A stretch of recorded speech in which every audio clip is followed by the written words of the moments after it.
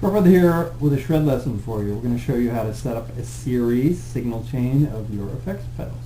Follow me down the pedal board. In general, what you want to do is set controls to the front, your specialty pedals somewhere in the middle, and then your delays to the rear of your effects signal. We're in series here, which means consecutively in one pedal, out into the next pedal, out into the next, as opposed to setting it up in parallel, which is a little more advanced setup. This is the way most people do it in a basic setup, in a series signal chain to your amp.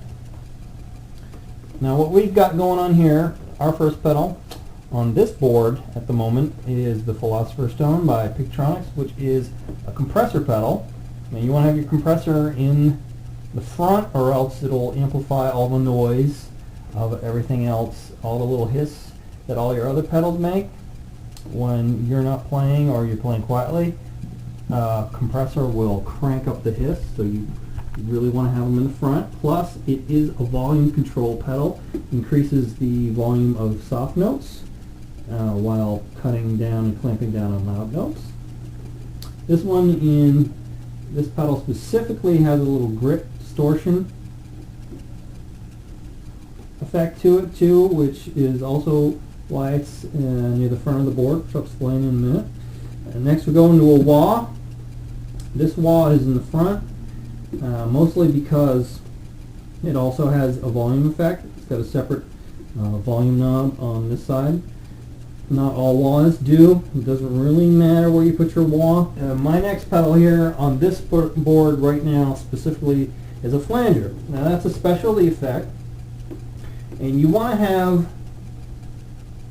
your specialty effects, if they affect your tone negatively, you want to have them in the front of the board, and you want to have a pedal behind it which affects your tone positively.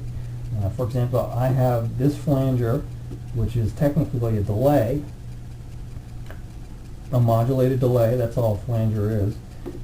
I have it before my polysaturator, which is my main lead pedal that I use for my tone specific generation. If I had it behind the polysaturator, which you could with a flanger, it would suck the life out of my tone, and I don't want that, so I put it in front of the polysaturator. Now the polysaturator is an overdrive. I'll explain the difference between overdrive and distortion in another video, so we'll skip that for now. But we've got the overdrive, which in a way has a volume effect, so again we want it towards the front of the signal chain. Next pedal that matters, we have another distortion pedal here, which we'll skip, is a tone generator.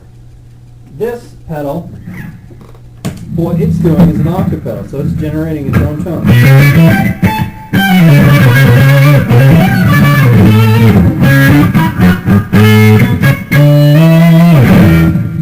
So, tone generators you want to put to the rear. If they generate their own tone and you like it, put them to the rear. If you don't, if you just need the octave effect and you don't really like the generation of the synth circuitry, you can put it in front of your tone specific pedals. But in this case, we like the tone of this tone generator, so we have it behind our main lead pedal, our polysaturator. Next, I have a tremolo pedal. Now, I could put it in front, but the swell would affect my overdrive. When it swells down, it would affect my overdrive. I don't want it to do that. I want an even overdrive tone all the time, even if there's a volume swell.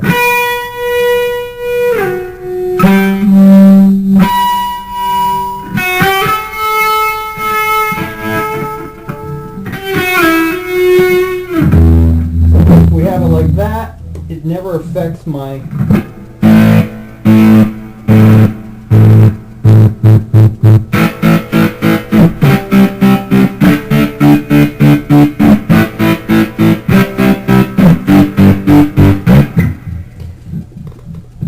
keeping the tremolo behind my distortion and overdrive. I always have a nice even overdrive tone with a nice swell. You can do it the other way if you want the swell of the tremolo to affect your overdrive, or you could use the overdrive on your tube amp and have the swell affected that way. Now the last pedal I have on this board at the moment is this Dimension C chorus from Boss, which is worth well over $200 now. This is a collector's item.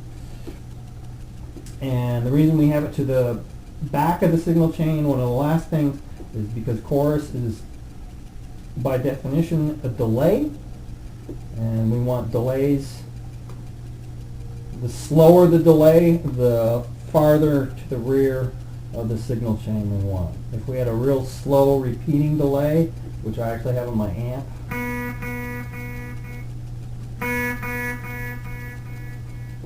it would be even farther beyond to the rear of that. Now, you can use distortion after a delay, but it'll give it a real weird sound. And it's not a sound that's clean and natural sounding. Let me show you. We'll do a heavy chorus here. And then I'm going to use some amp distortion, which is after the chorus pedal.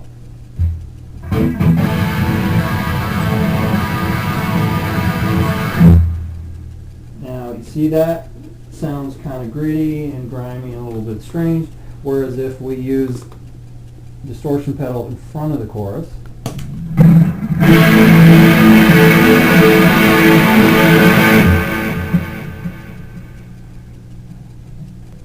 alright, whereas if we use distortion in front of the chorus pedal, we get a good clean, professional sound.